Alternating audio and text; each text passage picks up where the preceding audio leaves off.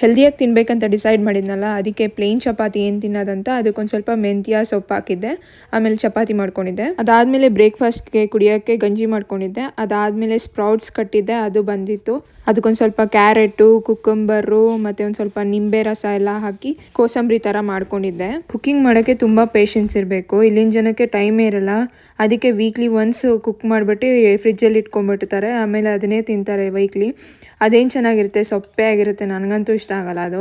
ನಾನು ಮಾಡಿದ ಕೋಸಂಬರಿ ಮಾತ್ರ ಸೂಪರಾಗಿತ್ತು. ಸ್ಪ್ರಾಟ್ಸ್ ತುಂಬ ಹೆಲ್ದಿ ಫುಡ್ಡು. ಅದಾದಮೇಲೆ ನನಗೆ ಚಿಕನ್ ಕಬಾಬ್ ಅಂದರೆ ಪ್ರಾಣ. ಅದಕ್ಕೆ ಒಂದು 5-6 ಪೀಸ್ ಚಿಕನ್ ಕಬಾಬ್ ಮಾಡ್ಕೊಂಡಿದ್ದೆ.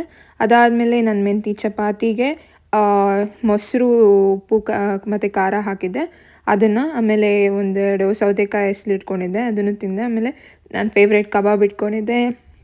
ಅದಾದಮೇಲೆ ಸ್ಪ್ರೌಟ್ಸು ಎಲ್ಲ ಹೇಗಿದೆ. Thank you for watching.